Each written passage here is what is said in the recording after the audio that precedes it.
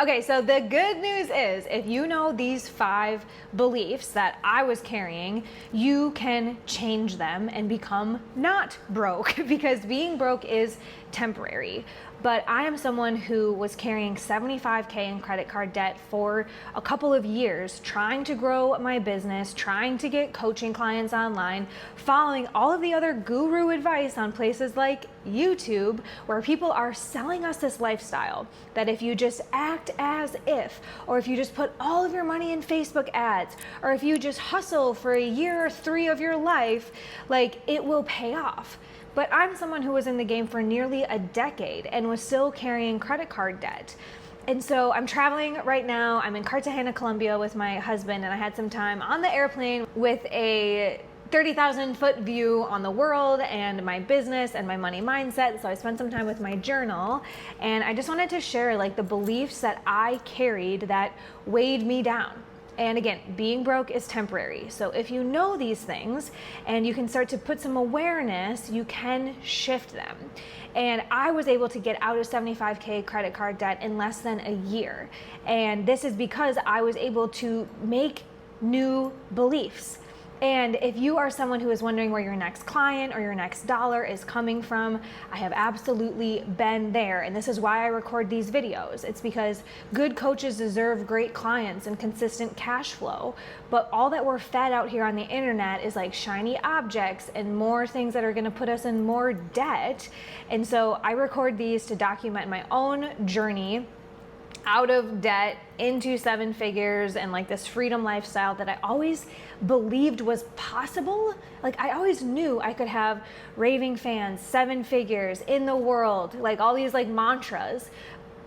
But at the same time, there was this other set of beliefs that I now recognize. And I'm going to tell you, don't hang on to this baggage, because as soon as I dropped these beliefs and I started to choose new ones, which I will also talk about in this video to make sure that you don't just have the bad, but you also have the action plan moving forward, I have been able to, grow a team of 8 mighty, amazing, world-class experts that work mostly on commission. So I'm not just paying out team payments or bleeding revenue like I have in other business models. I've also, like I said, been able to hit 7 figures while traveling the world. April 2025, we had 112K in revenue, and I saw 3 countries, and I helped dozens of coaches. And it's this like having it allness that I know so many of us desire and crave, but we have to be able to like be gardeners of our own mindset and realize that if we want to flourish and we want all of our daisies to bloom, we have to get rid of the weeds that are holding us down. And it's hard to see when you are in the weeds. So again, come with me on my airplane journal. We're gonna take the big perspective and take a look at these 5 things that are keeping you broke as a coach or consultant. Because if you don't know me, I'm Hannah. I'm the CEO of Dream Life Consulting, where we've helped dozens of coaches get beyond $50,000 per month in their coaching and consulting and online businesses by using our systems for mindset, client acquisition, which includes lead generation, sales, and fulfillment. And if you want to see the intricacies of those systems, go ahead and click the video I have linked below. I want to make sure you can also see like how the logistics work of actually generating this money. So go ahead and click that if you want to see the marketing ins and outs of how all of that works. But today is really a mindset focus because that's where it all starts. Here, right? Okay, so the number 1 belief that I wish I had weeded out earlier was, I only want to work with my people. Now, I had picked up this feeling or this philosophy after being burnt out by the hustle culture. So I spent a good 5 years, networking and booking discovery calls and sending DMs and then hosting webinars and trying paid ads and just like doing all of these things to get visibility and get my name out there and have people know that I exist and I could help them. And so again, if you watch the video below, you'll see my journey through that. But after that season, I was burnt out and I thought, I just want to work with my people. I just want to work with people who get it, who are honestly just like me. And I would be very choosy about the people that I would even get on the phone with. I would judge people's names, or if they said in the application, I don't make much money, or I have fear or whatever, I would just say, not worth my time. I'm not getting on a call with those people. I don't, I'd go to the beach. I would just try to manifest and say, whatever comes, comes, whatever goes, goes. I'm going to work on being like this spiritual match. And if people don't understand my value, I don't need to convince them. I don't need to chase them.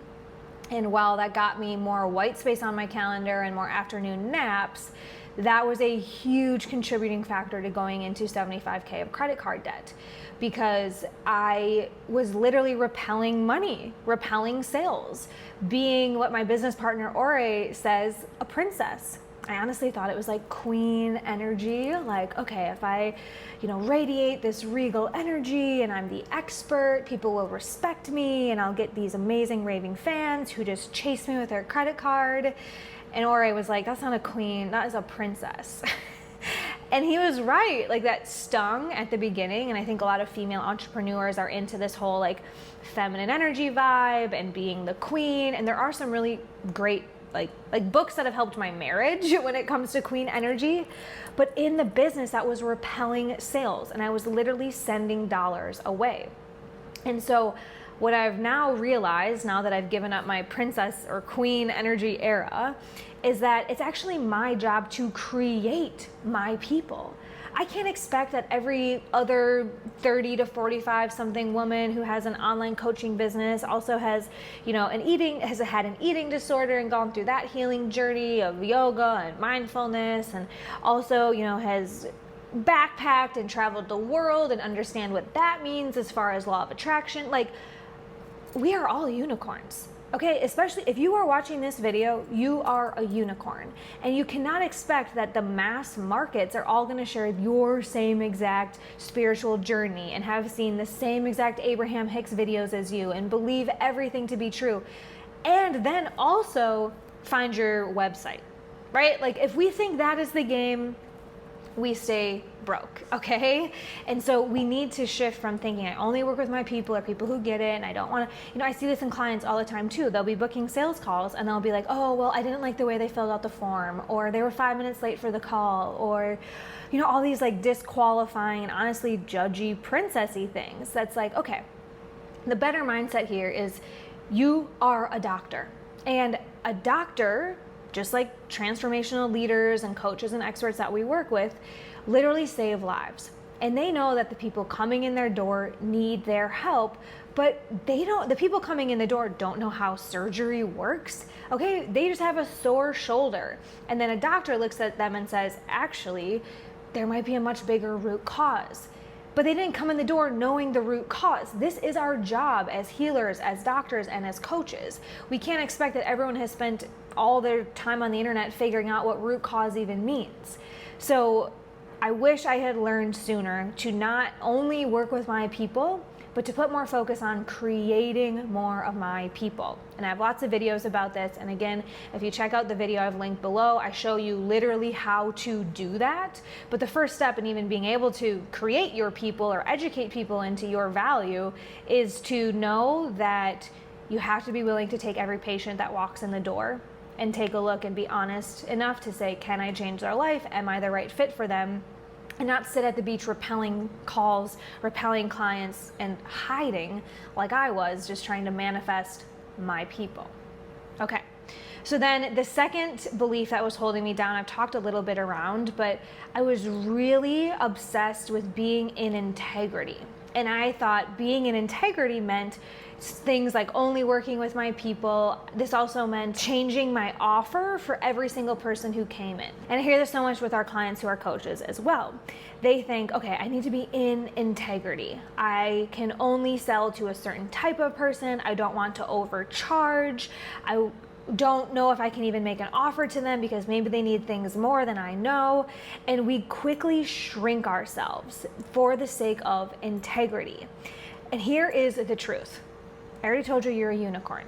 I already told you you're 17 steps ahead of these other patients and just folks who are on the street with sore shoulders or having too much weight on their bodies or having terrible relationships or not being in the career of their dreams, right? Like all of these things that coaches solve are major transformations. But because we're the experts and we've done this 100 times and we know how to make change, we get to this place of our own expertise that integrity actually starts to shrink us. Okay, here's an example. One of our clients, Renee, is a firefighter, but she also knows how to make great firefighters. She's a leader in her division. And so she wanted to help other firefighters increase their leadership skills, be better in their day-to-day tasks, and just perform at a high level. And so she came in and we started doing our market research phase, and we went to her with the data and we said, Renee, there are simply not enough firefighters with these problems for you to hit your financial goals. Because she wants to be at multi-seven figures, she wants to be removed from one-on-ones, and she wants to have this like humming business just like we do. And we said, you can do that, but what we're forecasting, what the data shows, is that firefighters are going to help you make maybe 50K per year, and we want to help you make 50K per month. And she went into this whole, right? Like the emotions that get kicked up when something is presented to you that isn't necessarily on your vision board or didn't align with what she thought she was manifesting. Now, we already had the solution in our back pocket, which is that, Renee, like you have to open this up to more people. Like if you can help firefighters, this definitely means you could also help paramedics and healthcare professionals, and we have to expand your market. But in the moment, Renee was really resistant to that idea because of integrity. And she said, but I haven't worked with medics and I don't know what it's like in the healthcare world. And from her small expert perspective, she didn't see how her transferable skills and her expertise could scale to bigger places. And so she wanted to kind of self-sabotage and play small and say, no, I can only work with firefighters. And so we said, okay, action brings clarity. We've shown you the data. This is our projection, but let's go out and see. So she went ahead and booked 5 market research with firefighters. And she said, actually, they're not really seeing my value. And we said, can we open up our targeting to what we were mentioning? And she said, yeah, okay, give me some medics, give me some other folks to talk to. She came back after speaking to nurses and told us, okay, these are my people. They're saying that they have the problems that I solve.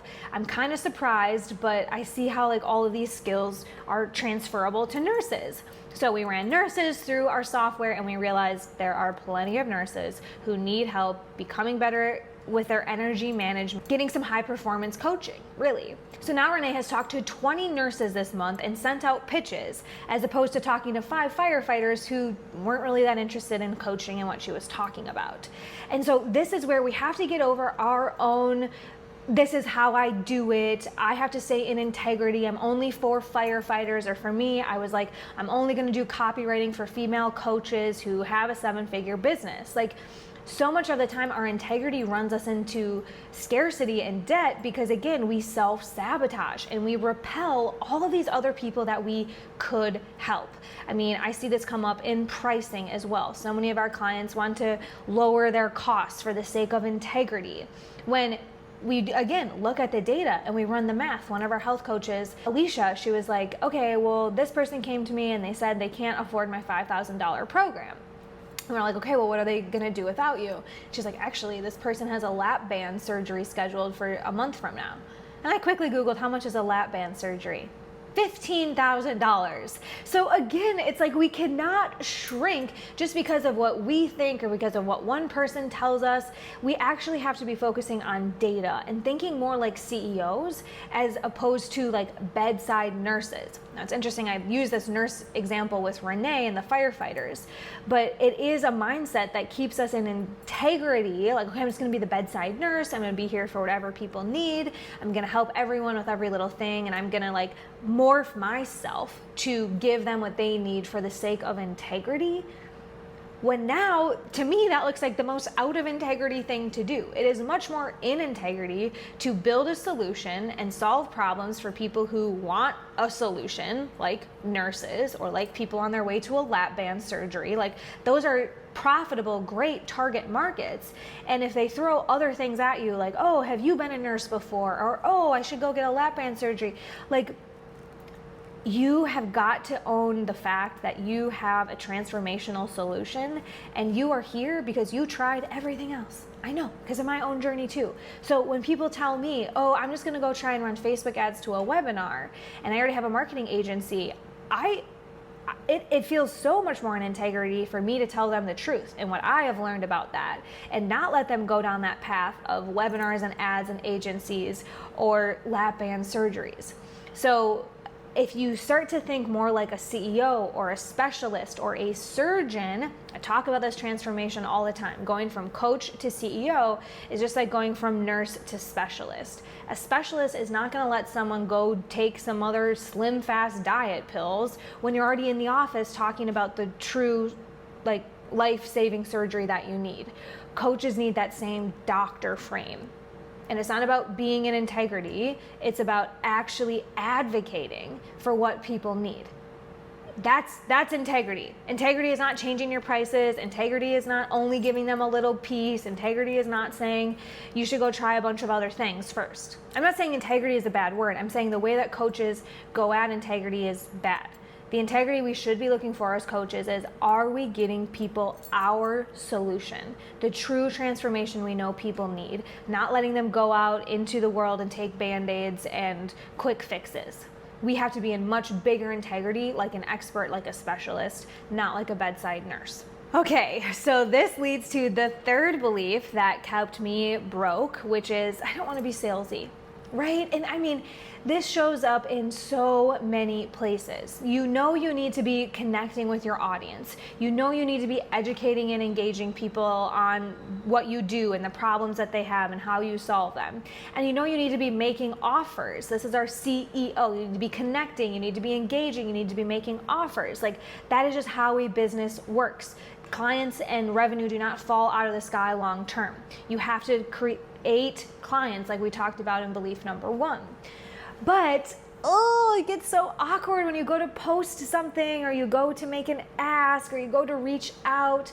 And again, this like self-sabotage that I was doing was giving away so much free value and doing a bunch of discovery, like coffee chit chats, and then not wanting to pitch, not wanting to say, I can help you. I am a surgeon. I'm seeing the x-ray that you're presenting here, and I can fix this.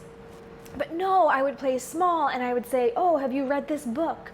Or, oh, maybe we should follow up in a month. Or, oh, I'll do one little thing for you. Like, maybe I could just run some blood tests for you, or maybe I could just do copywriting for you, right? Blood tests would be like a health coach example. What I did is just say, I'm just gonna rewrite your website. I don't wanna change everything in your business, even though I'm kind of seeing this mess. Like, okay, you said you have a launch coming up. Like, let me just do this one little thing, because it presented itself.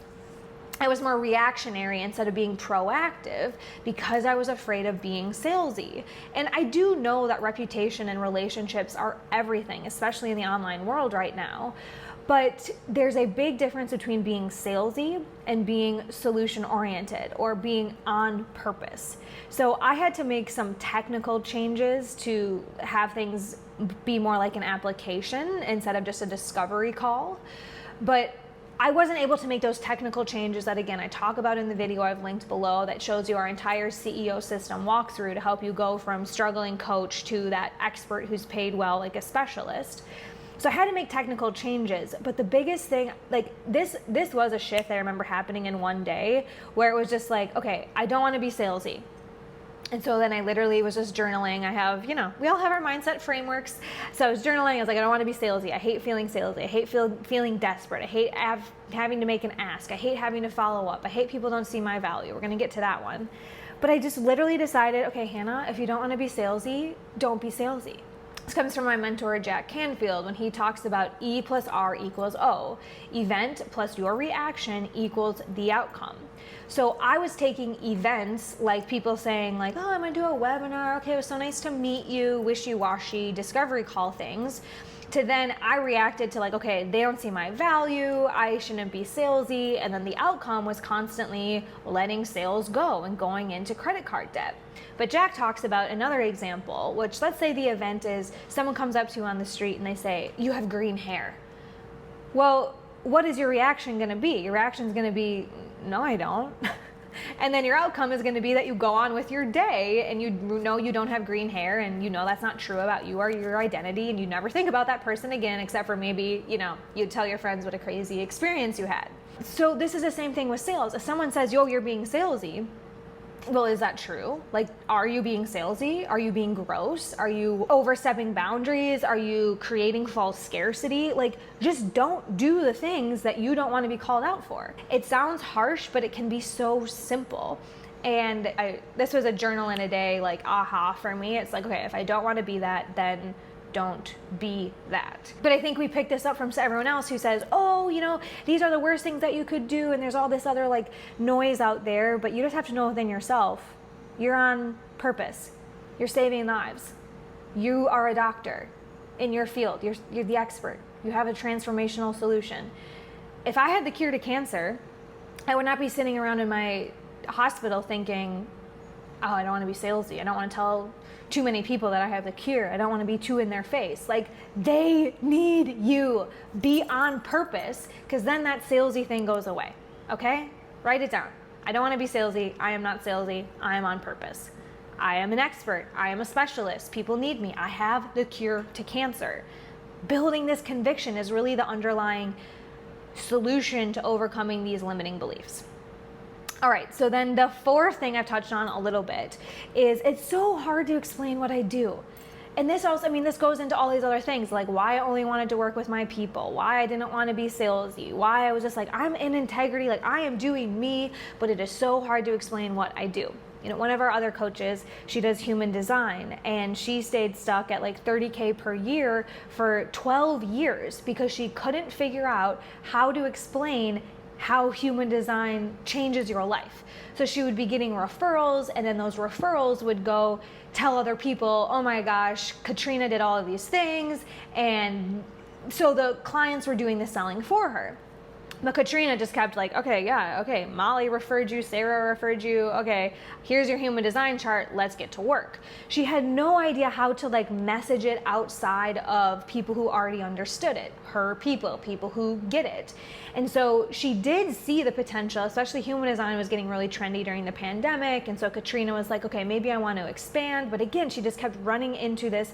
It's so hard to explain what I do. And it's so individualized, and literally every human design chart is completely different. Like there's no, yes, you could apply human design to how you run a triathlon, or you could apply human design to how you run your company.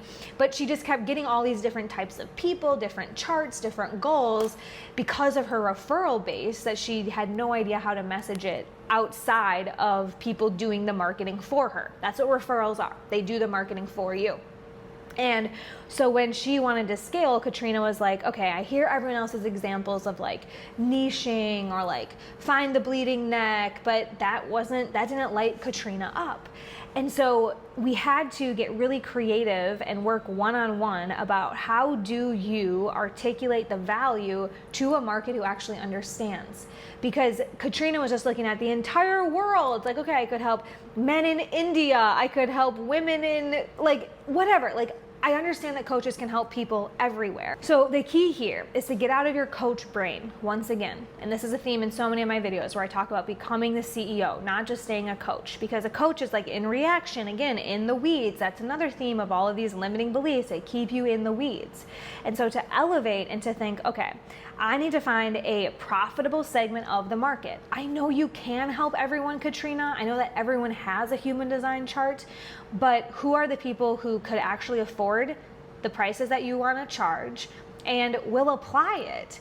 There's a difference between people who are just interested in lifestyle or interested in health or human design versus people who want the thing. And coaching is for high performers, and high performers often have budgets. So with Katrina, it was more so doing that market research, just like we did with Renee. Okay, ambulance, like EMS workers, firefighters versus other people in healthcare, other people in like emergency services. Same thing with Katrina. We had to look at her best performing clients, the ones who showed up the best for the work, the ones who got the best results, and start to find the themes. And so for Katrina, we did find that a lot of her best performing clients using their human design chart were entrepreneurs and business owners. And that is that's a profitable market, okay? And so now Katrina is talking to dozens of entrepreneurs every single month, and she's enrolling 3 to 5 clients at a 5K price point, because she's using the systems and yada yada, but it's more so because she realized she has to step away from just being a coach and reacting and pretending like I don't know how to market my message. But get a system, and I'm giving it to you right now. Look at your best performing clients, figure out if they are the type of people who could be affording this long term, like healthcare professionals or entrepreneurs or other high performers who have a problem and a budget, and then go say the good word to them, right? And of course, marketing, like this video is not about figuring out that marketing message. Again, the video linked below will tell you exactly how to do that, but you have to stop thinking that it's hard. It's gonna be just as hard as you think it is. And I had that belief too, because I was comfortable with referrals. And so, yeah, I thought about, okay, here are some of the benefits that our clients get. And maybe I talked about that on LinkedIn, or I would talk about that in a discovery call. But I was very, again, just like wishy-washy and literally letting people go, letting dollars walk away because I didn't know my own marketing message. It was only that I could only sell to people who were referrals, who were already sold on me. The 5th belief that was keeping everything in my life feeling hard was I'm just not the type of person who documents my life. That was the one for me that kept me broke for a few years. Because again, I had burnt out on the social media hype and documenting my life and sharing what restaurants I was at all of the time and telling people like how I was feeling and blah, blah, blah. That all burnt me out, that social media game, and it's honestly dying. You know, we see so many influencers leaving. Like, that was fun during the pandemic, but we've all moved on from trying to show you every single thing we're doing all day, every day. So for me, I still was stuck in that like 2021 place. I took a long sabbatical from social media, over a year, and I just had this belief and this mantra, like, I'm not the type of person who documents my life. I'm not the type of person who likes social media. I'm not the type of person who takes pictures of everything. I'm not the type of person who cares about that media thing. And you know, so many coaches hate social media as well. But that sentence phrase is a neuro-linguistic programming tool. And I didn't know this when I was carrying around the baggage, but I have now learned in my own professional development. This is a great thing about being a coach, you're always learning, right? But I learned that carrying that around, I'm the type of person who could quickly be reframed into something much more positive. And so I want you to take a look at, as well, where are the places in your life or your business that you've just decided, I'm not the type of person who works out on vacation, or I'm not the type of person who has team meetings, or I'm not the type of person who chases down referrals, or I'm not the type of person who posts to social media. How is that working for you? Right? And I had to look at the things that I was holding on to in my identity as a coach or as a copywriter or as someone who only relied on referrals and make a lot of changes. And I even had a sticky note on my computer while we were building our new offer that just said, I'm the type of person who. And I would choose, and I became more mindful. And so I remember like my business partner coming to me and saying, hey, I think we need to go be more consistent on YouTube. And I had my sticky note on my computer and I was like, I'm the type of person who's consistent. I'm the type of person who wants to create clients. I'm the type of person who can speak and educate. I'm the type of person who will be consistent on YouTube. And this whole identity shift is something that I talk about a lot. I've already mentioned it quite a bit today, going from coach to CEO, but it really does take becoming a different type of person. Because if you're broke, that's just a reflection of the beliefs you've been carrying around. If you're broke and you don't want to stay broke, then you have to start being different. And for me, it always starts with the being. I think a lot of the bro marketers and the dudes out here will say, you know, go hustle, go get this stuff, like we'll figure it out later, like how it's all gonna work. But for me, it was like, okay, I am the type of person. I do want to be in integrity, but in the right ways. And I do want to work with my people, but I have to create them. And I don't want to document my life, but I do need to share the good news. And I do need to build an audience. And there was a lot of soul searching on this one. You know, the being salesy thing was quick for me. Just like, okay, don't be salesy, check. This one though, like I'm not the type of person who documents my life and does social media. This took months. And for even my business partner to come to me and say, okay, I think we should go on YouTube, like that was because I had done so much other identity work, literal therapy, and just self inquiry about what do I really want.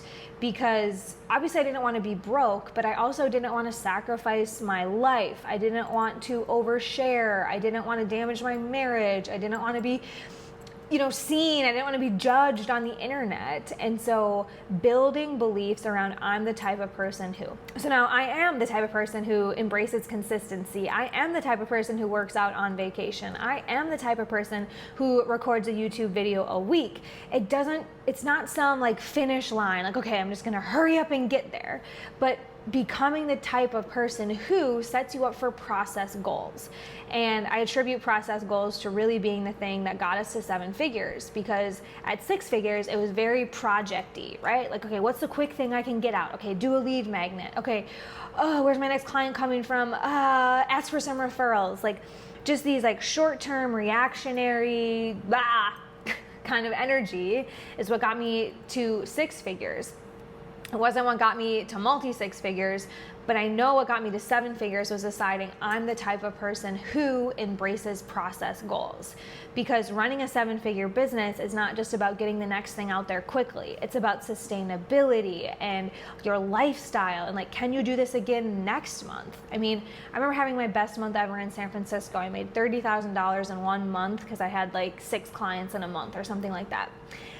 And the next month I was dead. And I was like, I could never do that again. Like, and then I had to go fulfill on those 6 clients. And I was also trying to travel and like have the whole be it all thing. But then I ran out of all of that money. I had 1 good month and then it was all gone because I wasn't the type of person who does this consistently. So now, 7 years later, April, we just had 112K month and I am traveling and we've already had 6 clients in May and we're only halfway through May, and like this is just what we do. And that is a big like takeaway for you, that if you know that broke is temporary and where your money is at right now can change quickly, if you become the type of person who isn't salesy, who thinks about integrity at a level like a CEO or a specialist, who looks at creating your people. Like, this is identity work. And so I wanted to share these with you because maybe you're carrying around some of the same limiting beliefs that are just keeping you stuck. And without the flyover view, you will just keep trying shiny objects. You will just keep reacting to that next funnel webinar that you see, or that next quick way to get clients, or how to manifest dream coaching clients. Like, you're going to keep reacting to all of those things until you decide process goals. This is what I do. I'm the type of person who finds the solutions. I'm the type of person who rinses and repeats. Like, I don't know, I'm just saying things that I say now because of the 1.5 years of this like deep work that I've done to get out of credit card debt and to be living financial freedom and to have 100K months on repeat. So I'm so curious to hear from you in the comments. Like, do you carry any of these around? Are there other things that you think might be holding you back? I think money mindset is something that so many people talk about, but is very broken on the internet, only because, again, in my queen era, like, I took all of those money mindset ideas, like act as if and spend the money that you don't have and trust there's always more coming. And that all got me broke. And so I want you to know how I got out of that. And if there are other things that you're wondering, is this keeping me broke? Who do I need to become? Like, let's seriously use the comments on this video, because this is just my experience. And if it resonates, that's great. But if you also have questions, we work with dozens of coaches who come to us with their scarcity, their salesy, their integrity, all these things. I'm actually have to go talk to some of them right now. And so I'd love to hear from you all as well, because this is why I record these videos for free. For those of you who are not in our program, who are not using our systems, I still want great coaches to get great clients and definitely not be broke. Okay? Cheers to growth. I look forward to hearing from you in the comments.